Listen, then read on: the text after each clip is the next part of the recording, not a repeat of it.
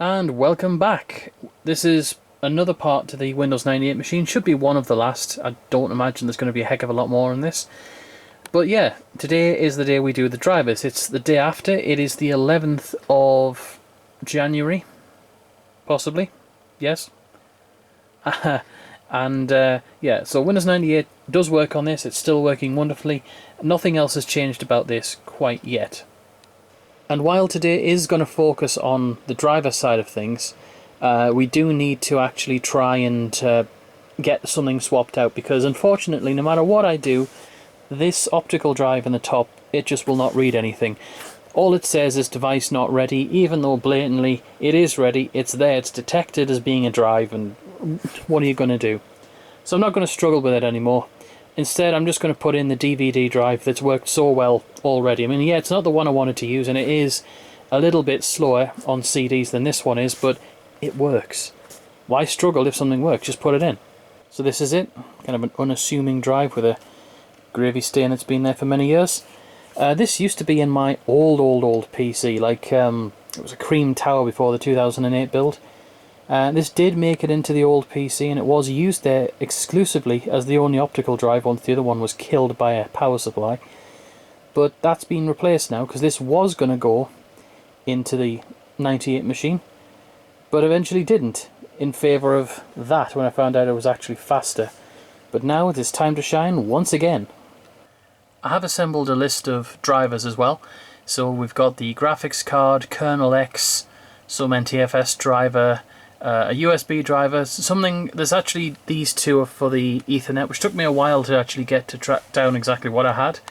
It was apparently some Intel generic gigabit network thingy. Hopefully one of those driver packs actually works. Sound Blaster, the unofficial patch, and the USB card. I did try and look for the motherboard drivers if there were any, but there really aren't. If we take a look at this, well, that's the motherboard manual. It's an Agama something. Never heard of that. And on the first page it says VIA KX133. Well, I look all this stuff up, and while that is a legitimate chipset, there's really no other information. See there, it mentions it again.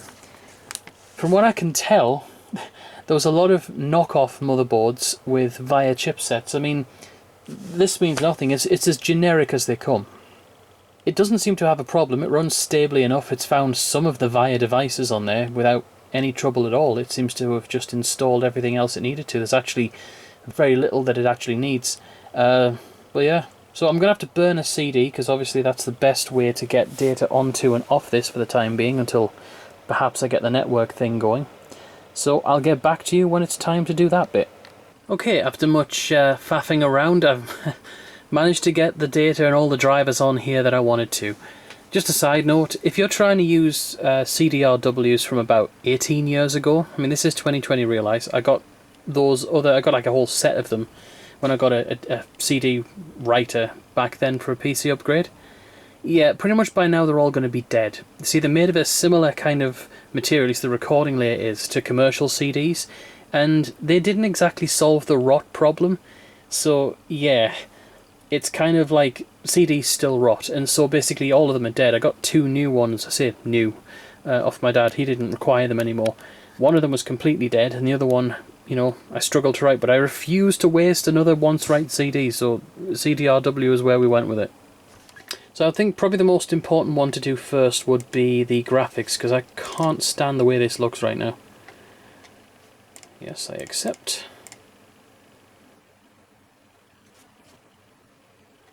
Awesome. Right. This is actually going really quickly. Oh, this is good. Alright then, let's restart this bad mamma jamma, and let's see if it looks better.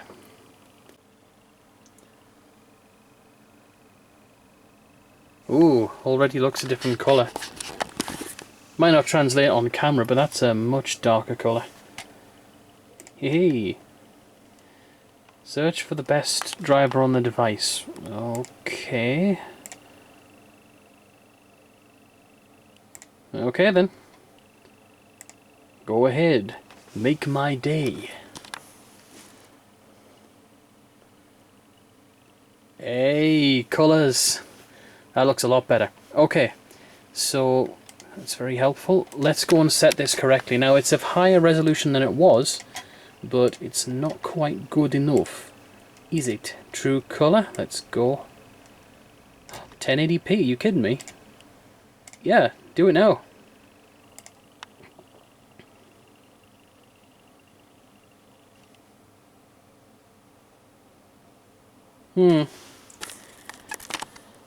Doesn't quite seem to like that. Okay, that could be why. It does say that your flat panel display has a maximum resolution of 1280 by 1024. That is a load of bollocks, because it definitely has a much higher resolution than that. It has 1080p as its maximum, but I can't seem to change it past that point. I'll do a little more investigation, but I guess even if we stick at the maximum resolution I've got it at now, which is 1280 by 1152 by 864, that's possibly what we're going to have to do. But I'll keep fiddling with it to see if I can get it looking any better. But this may just be it. We'll have to deal with it stretchy, because none of those settings actually do anything good. So, yeah. Could be the card, could be the system it's in. Don't know. Okay, scratch what I said. That works perfectly. The only difference is you have to set it from the NVIDIA panel and not the Windows panel. That's really strange. I don't understand this at all. Hehe! Classic clouds. Right, let's get more on the way. I think I'd like to see if I can get that patch on there. So, where is it? Oh, there it is. So this is the unofficial service pack for Windows 98. It does extra stuff, I guess, and we're going to have a look at it there. Okay, so these are a list of things that you can install. God, there's a lot here. I've forgotten how much there was. And there's a lot of good things, like, for example, there's the DirectX 9. That's going to be quite useful. I'm just going to click down my list of things. It's going to take a lot more of a longer time if I just click through them all. So I'll just show you the list once I'm done. Okay, I'm done with my little configuration. I've only added the things which are of any remote use for me, like there's extra drive stuff. You've got like icon things, stuff to make drives work better, updates, blah blah blah. And oh, this one at the bottom is going to be very important, because I just forgot to include a version of WinZip or WinRAR to unzip, like it's a VIA installer thing for the USB card. But that's enough, and I assume that's going to do it. Yeah. Oh, it also contains the NTFS driver, so I don't need to install that separately, but I still might need to install kernel X, which is going to be very useful for running stuff that's just outside of Windows 98's territory. Well, I installed the patch and kernel X. This starts up a lot slower than it did. I don't really know what that is. There was something about ID and DMA modes. I think I shouldn't have possibly done anything to do with that, but next time it's fine now. But the mouse doesn't seem to go as quick as I wanted it to, or I would want it to. But everything looks great. I mean, you've got the new style of icons on here. I'll just minimize that. But what I've got to remember is this is a single core 800 megahertz on a board that is probably not all that good, running on a hard drive interface that's like 66 megabytes a second, rather than, you know, double that. But I think what we need to put on next is, let's have a look. Done the graphics, done this, don't need that. That's been done. Oh no, Sound Blaster, that's been done. I think what we'll do is we'll put on this, which is to do with USB devices, and then we'll get to installing the network card and the USB card, and then we'll have a look at it. Well, unfortunately the Ethernet drivers don't seem to be compatible. It's not a big deal right now, I just want to get this thing working, so everything else seems to be pretty much okay apart from the slowness I mentioned. The only real thing that I have to do, the USB drives seem to work out absolutely fine as to these, is to install the Sound Blaster, but I'm going to get something ready for that because I think it's going to be an event we don't want to miss. So I got the old speakers out, so now we're ready if once that thing kicks in, the driver that is, it usually makes a noise. So yeah, I'm just restarting the PC just to make sure it's all nice and fresh, and then we'll install the Sound Blaster drivers, which is the last thing I really want to put on. That's a little strange. Huh. Look, I don't understand that. I just realised what I think I've done. I remember seeing this, and after I did it I was like, oh, hold on, this might not work. There was a Dell OEM version of the Sound Blaster Live, and I think I've picked up that driver. Not to fear though, because I've actually found the correct one, but also those USB drivers, yeah, they actually picked up my titanium SanDisk U3 memory stick. I don't believe it. It actually works. In 98, this is nuts. So I won't have to burn CDs anymore. I've got the driver on my main PC, so I'm just going to ship it over.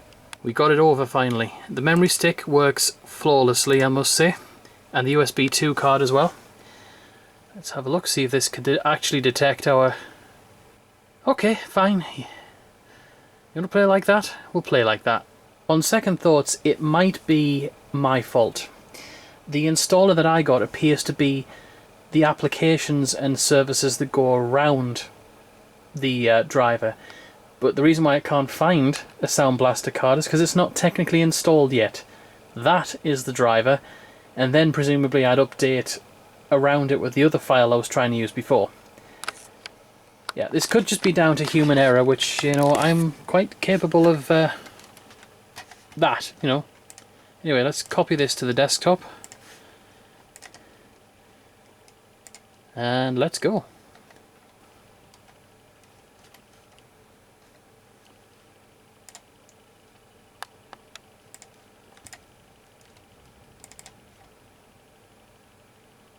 Now that's more like it.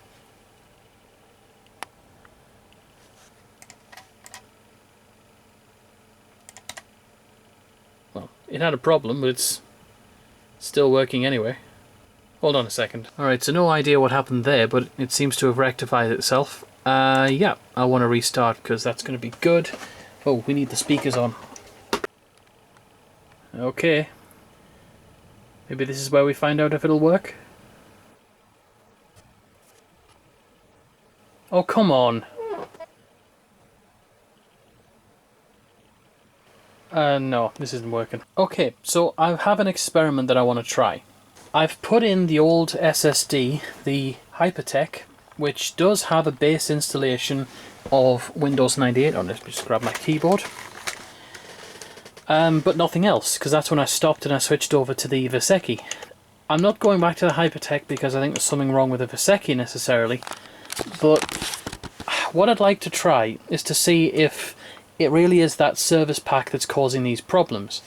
I can't get the Sound Blaster drivers installed. The system is slow as balls a lot of the time, and it wasn't before. So, could I have installed something that actually is, you know, making things worse? Quite possibly. So what I'm going to do is, it's lucky I have this, is I'm just going to go back and have a check to see if that's fine. Yep, it should be fine. It's detecting it correctly. So let's start that up. And you'll see a blast from the very near past. Hopefully this works. Honestly, if this doesn't work tonight, I'm just going to put this on ice for a while because there's other projects I want to get to. But anyway, we'll see. Slight problem there. The Hypertech won't boot. I was pretty sure we had installed an entire thing on there, but it just won't start. And I've used a boot disk to get back into it, and it looks like it's missing an awful lot. I don't know what happened. Did it delete itself when I actually put it in the other controller? Because it was up. I have video footage of that, I'm pretty sure, of the Hypertech booting the system. And then I was like, well, okay, that seems to work just fine. It's installed, it works good. And that's when, after we tried the experiment, I tried the experiment of putting it back on the controller card, didn't work, so I thought, alright, then if it's going to be a permanent solution via the inbuilt controller, let's use this different SSD, which is still bolted into the machine there. You know what, screw it, I'm going to redo the system. We're not going to put on the patch, it's a load of old balls, it doesn't work. Phil's Computer Lab, again, on a forum, basically mentioned don't use it. I don't use it. I don't put any patches on my system, and everything works fine. And you know what? Phil knows what he's talking about. This whole project's just been blunders, but anyway, let's get to redoing the system. It's already 3:30 in the morning. I have to be up early, but hopefully this won't take too long. Okay, we're back to a very familiar sight. Yes, the system is completely wiped again, and we're back on a desktop with pretty much nothing. And I left everything off, and the only things I've really installed are some USB drivers and the USB card drivers. Of course, as we found out, maybe you didn't, I don't know, this card does not work. The drivers that I thought were meant for it are not. They wouldn't install, it just doesn't work at all. This is an Intel Pro 1000 or whatever it's called. Doesn't work. Rather jokingly, we do actually have a potential replacement, although this is only temporary until I can get another one. Look at this old beast. It's an old ISA thing with a BNC connector on it. This is going to be 10 megabit, but it'll be interesting to fiddle with. There is one ISA port in there. I'd rather not keep it in there permanently though. But I have had some help. You see, my Sound Blaster problems have been really annoying me. And this is only part of it. See, I tried to do this and the same things were happening. Let me show you. This is all you get. You get this creative multimedia interface thing and nothing else. So I decided to just cave in and ask the good folks over at Vorgons. So I've used Vorgons many times in the past and it's been very, very useful. But a few people suggested a few things, like they all know what they're talking about there. Some guy pretty much knew what it was. And then they led me to this, which is a set of drivers which seem to be the original ones, like the original driver disc. And it does seem to be, as I mentioned here, seems to be what Creative do is the original driver disc is absolutely required, and they don't host original versions of those on their site. All they have is updates and things. Well, supposedly if I install that, it's all going to be golden, and they're generally very supportive, and it's all great. So I'm going to try that, and that hopefully will allow me to get the Sound Blaster drivers installed, and then I can just update them. Because I really don't fancy going through this again. This is supposed to be a quick software thing. I'm supposed to button everything up and it's going to be playing games. But we'll get there. Okay, so I've got the USB stick in the back, and I put the network card in just to save myself a job. It doesn't show up at all. I think I must be like transparent. I don't know. Maybe it works, maybe it doesn't. Who cares? Anyway, Sound Blaster install. I looked at it and apparently it's... Ah, there we are. CT run. Alright. So, it looks like a combined setup for the Audigy and Live. Do we trust it? I don't know. Let's go ahead. Okay. Maybe it's that one.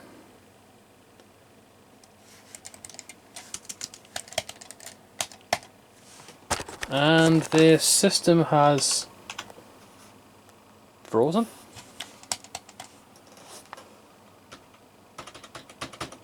Yeah. Oh, hold on. Seems like it's fine.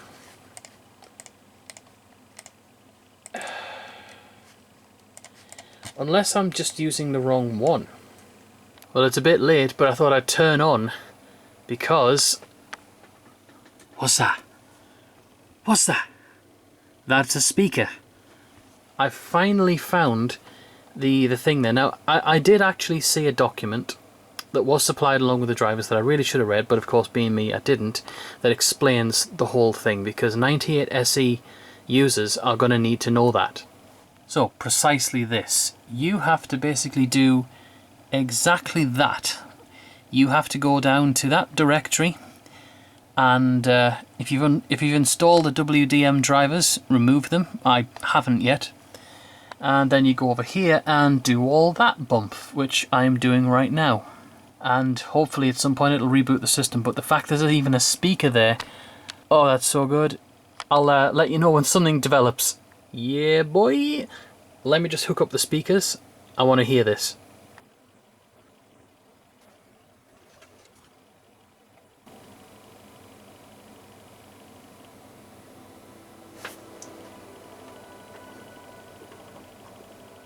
Did you hear that? That was it. I heard the noise. The startup sound played. We've done it. Or if you don't believe me, listen to that. Oh, these speakers are a bit dodgy, so yeah.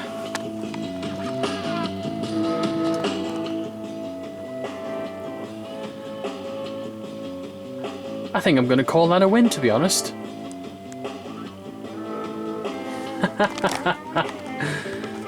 Oh, fantastic. Well, now that that little thing is over, I think I can get the other drivers on. Mind you, it is 6 in the morning. I really do pick a fine time to do these things, but this shouldn't take very long. And now I know the procedure. If I mess it up, God forbid, everything won't, you know, be completely disastrous, hopefully. Well, that's it, ladies and gentlemen. That is everything. The system has all drivers on and everything is perfect. Well, good enough at least. There are no, trust me, there are literally no question marks, no exclamation marks. The sound card works still. There you go. Now, I will be quite honest with you. Even though it's a success now, I've actually rebuilt the system again. After I last saw you, I had so much difficulty. After one driver install, the whole thing just decided to wipe the registry back to an earlier point, which is basically like I'd done nothing. So I was literally back to a clean install. And I thought, I'm going to bed before I smash something. But I got up today and had a will to do it, a will to fix it, although it took until the evening before that actually happened. But either way, wiped it again, reinstalled, and this time I thought about everything. I gathered every driver, literally every piece of information I could think of, bunged it all on a DVD because I had to, it was just too big when fully decompressed. And there is definitely a certain order to things. Number one, as soon as you put on the operating system, you need to apply the patch, the unofficial one. Now, it's not all bad. That probably did slow my system down the last time. It could have been a setting that enables DMA mode. More on that later. But yeah, you put the patch on, then you do like kernel X, then you do NTFS drivers if you want them, the universal USB stack, and you sort of build out from there. And the last two things I put on, really, I think there was DirectX I had to put on because the patch was supposed to, but it didn't. The last things I put on were the graphics drivers and then the sound. Everything works. Everything. And this time I'm using WDM drivers, so I'm not using the VXD DOS stuff. Definitely, I mean, back to the DMA mode, I mean, that can cause some slowness, it seems.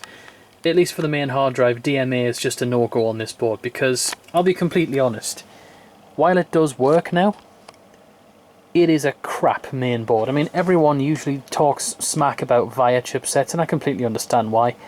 It's just rubbish. Unreliable, things just don't work how you'd expect them to. I mean, this thing randomly reboots when it starts up and causes scan disks to come up. But anyway, I don't know. It's probably nothing. But yeah, it's working now. And do you know what I'm going to do? Nothing. I'm going to leave it alone. I'm actually going to take a few days off from this. Then I'll think about gaming and other stuff. And I might have an update in a week or two or whatever. See how it's running. But right now, I'm going to go to bed probably. Because, I mean, if you look at the time, it's a bit early or late, depending on how you look at it. So thank you very much for watching, if you did. There might be more content on this, maybe not. But yeah, have a lovely evening or day or morning or wherever you are, and see you next time.